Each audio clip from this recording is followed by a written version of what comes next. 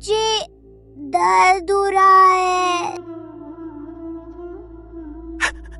कुछ नहीं होगा, मैं हूं ना। मैं तेरी बच्ची को बचा दूंगी, लेकिन बदले में तेरी जिंदगी धीरे धीरे मेरी होगी। और उस पल रामलाल के सामने सबसे बड़ा फैसला था। अंधेरे की दुनिया में जहां हर कहानी डर है, this is dark verse toon. अगले दिन वो गरीब परिवार एक नए गांव में उम्मीद लेकर पहुंचा।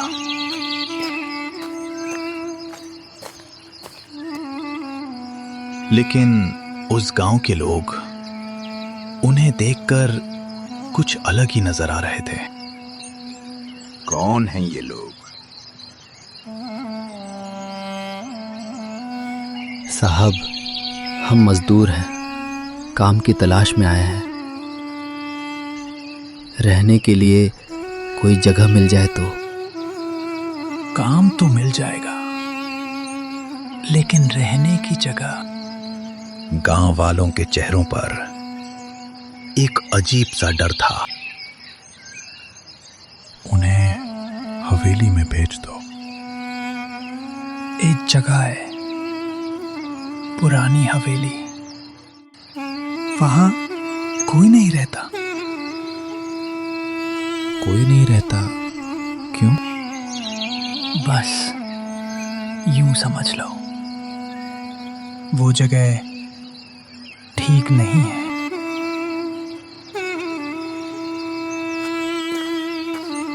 मजबूरी इंसान से क्या कुछ नहीं कराती।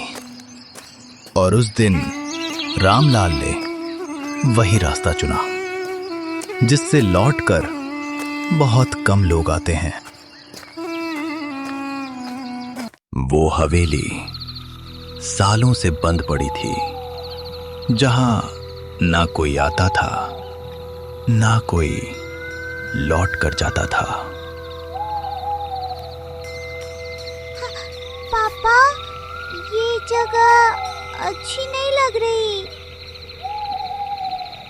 चुप, हमारे पास और कोई रास्ता नहीं है। दरवाजा पहले से ही खुला था, जैसे कोई उनका इंतजार कर रहा हो। रामलाल, मुझे डर लग रहा है। कुछ नहीं है, बस पुरानी जगह है। माँ, वहाँ कोई खड़ा है। कहा, वहां तो कोई नहीं है। उस हवेली में सिर्फ दीवारें ही नहीं थीं, कुछ और भी था जो उन्हें देख रहा था।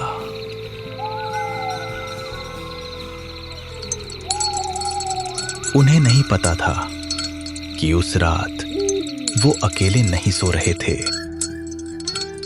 रात धीरे धीरे गहराती गई और हवेली और भी खामोश हो गई। माँ, यहाँ कोई है? सो जा, कुछ नहीं है। लेकिन वो सच कह रही थी, क्योंकि वहां कोई था। ये कैसी आवाज थी? वो नहीं जानता था कि वो आवाज उसे बुला रही थी। जाओ, मैं इंतजार कर रही हूँ। दिन गुजरते गए और हर दिन रामलाल की मेहनत और बढ़ती गई।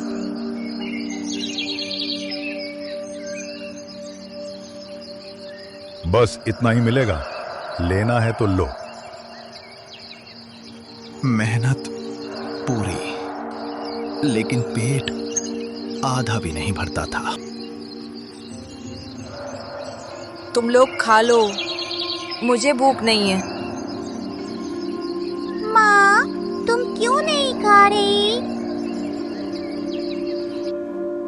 कई रातें ऐसी भी आईं जब भूख नींद से भी बड़ी हो गई। पापा, जब हम अमीर बनेंगे तो मैं आपको बहुत सारा खाना खिलाऊंगी। हाँ, जरूर। मैं कैसा बाप हूं जो अपनी बच्ची को खाना भी नहीं दे पा रहा। लेकिन उस हवेली में कोई और भी था जो उनकी हर तकलीफ देख रहा था।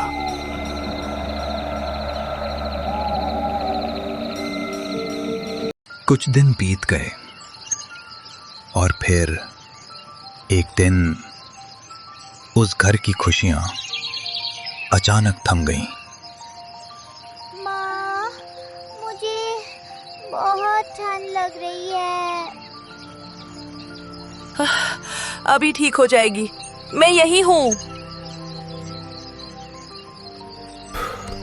रामलाल भागता हुआ गांव पहुंचा। उसे उम्मीद थी कोई तो मदद करेगा।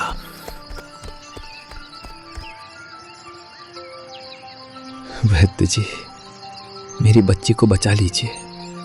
मैं आपके पैर पकड़ता हूं। पैसे हैं? पहले पैसे लाओ, फिर इलाज होगा। मेरे पास कुछ नहीं है, लेकिन मेरी बच्ची मर जाएगी।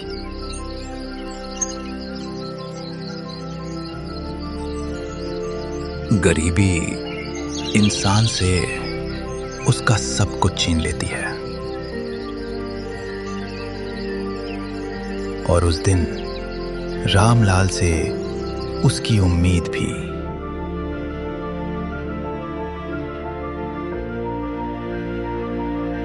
कोई तो बचा लो मेरी बच्ची को।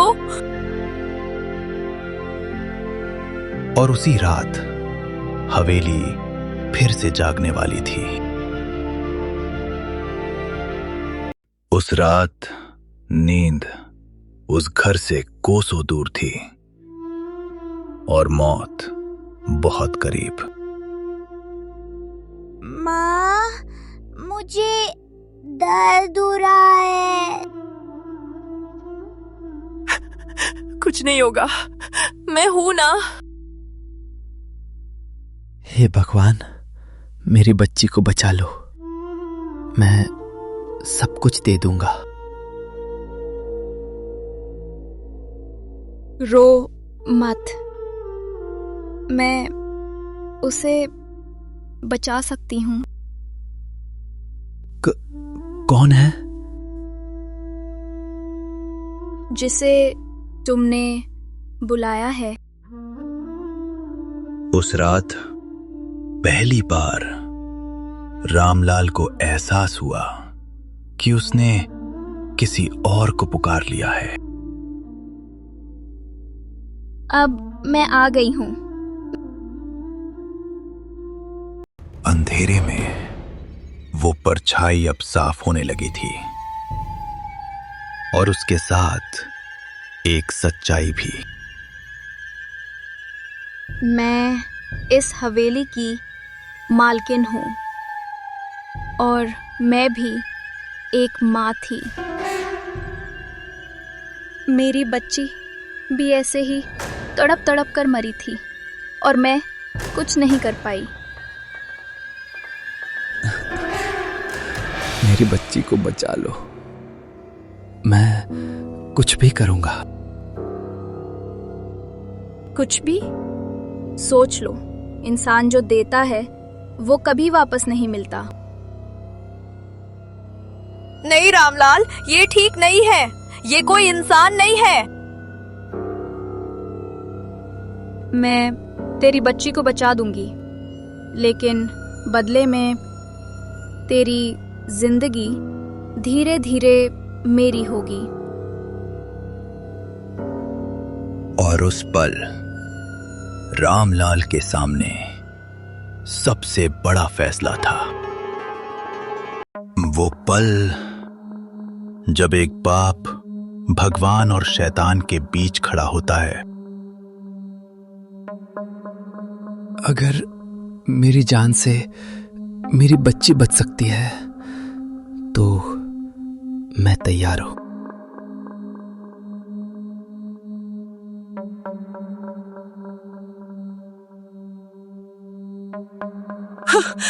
नहीं, ये मत करो। हम और रास्ता ढूंढ लेंगे। कोई रास्ता नहीं है। तो तुमने चुन लिया अपनी बच्ची या खुद को?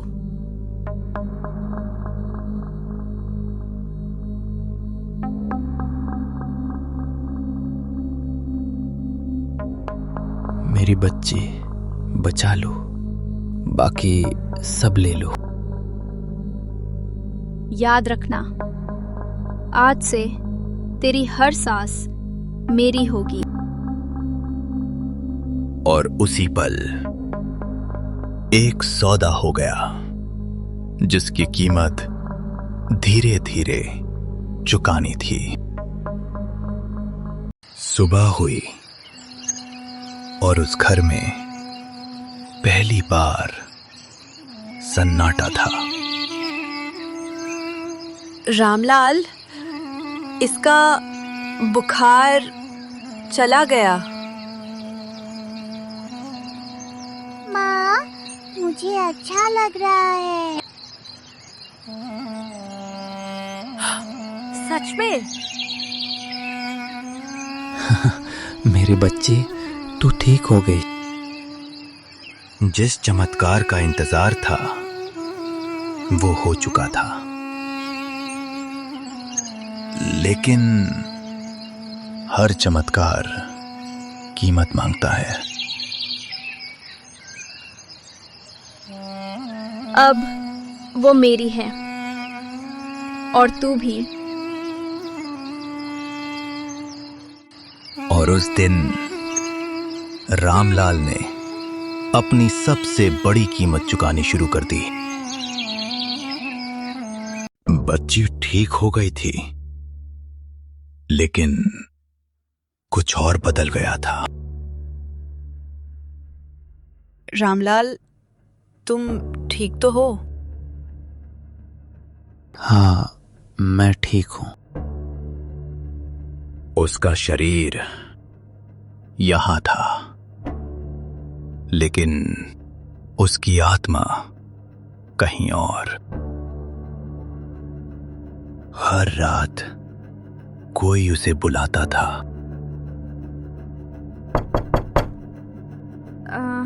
जाओ। और वो हर बार चला जाता था। तू अपना वादा निभा रहा है? हाँ, मैं तैयार हूं। ये क्या हो रहा है? अब ये सिर्फ एक सौदा नहीं था, ये धीरे धीरे कब्जा था।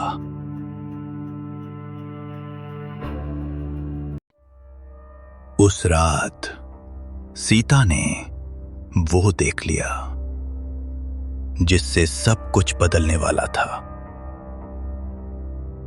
तू अपना वादा निभा रहा है?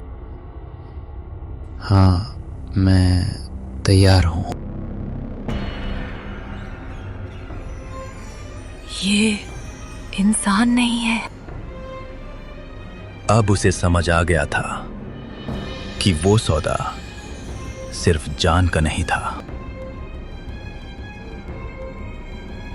सालों पहले यही कहानी यहां पहले भी हो चुकी थी। उसने भी अपनी बच्ची को बचाने के लिए अपने पति की जान दे दी थी। तू सब जान गई। तू क्या चाहती है? जो मैंने झेला वही अब तुम झेलोगी। और अब ये सिर्फ डर नहीं था, ये एक दोहराया जाने वाला श्राप था। भैरवपुर की उस हवेली का राज सिर्फ डरावना नहीं, दर्दनाक भी था।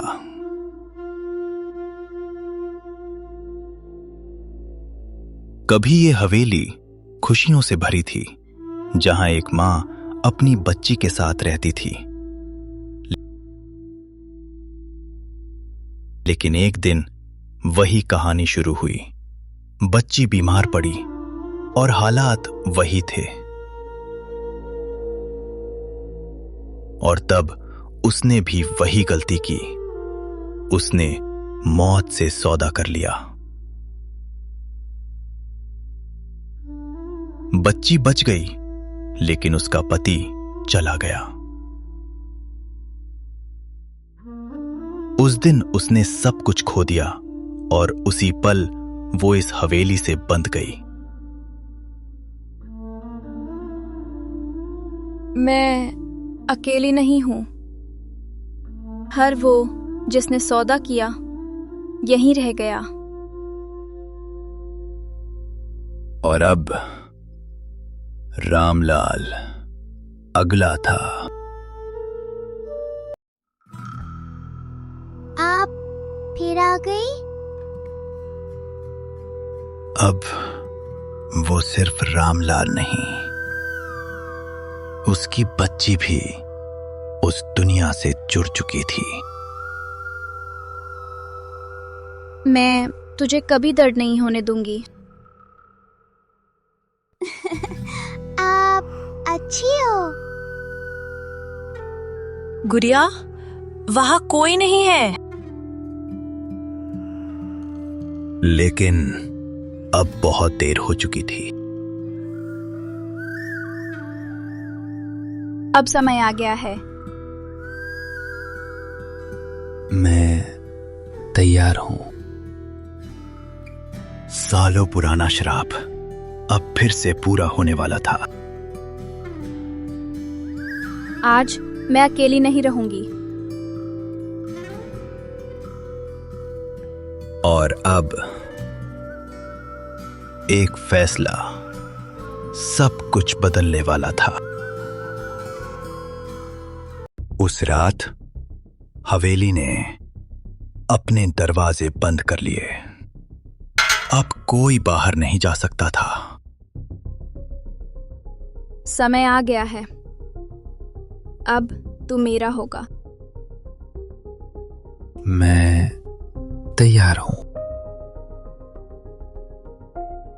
नहीं, मैं अपने पति को नहीं खोने दूंगी। एक तरफ मौत थी और दूसरी तरफ एक मां का प्यार। ये सौदा हो चुका है, अब कोई इसे नहीं रोक सकता। नहीं, मेरे पापा को मत ले जाओ। मेरी बच्ची भी ऐसे ही रो रही थी। और उसी पल एक श्राप टूटने लगा। मैं थक गई हूं, हर बार किसी की जिंदगी लेकर। मैं भी एक मां थी, लेकिन मैंने अपनी गलती से सब खो दिया। आप बुरी नहीं हो, आप बस अकेली हो।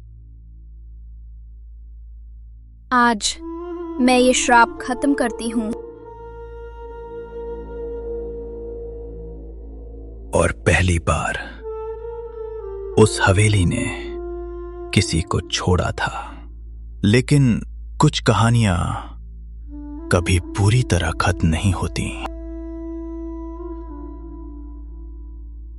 सुबह हो चुकी थी और हवेली अब पहले जैसी नहीं रही।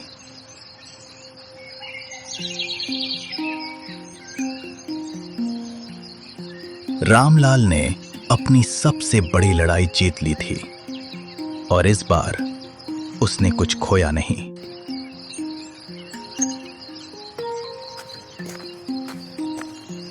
लेकिन हर कहानी का एक और सच भी होता है।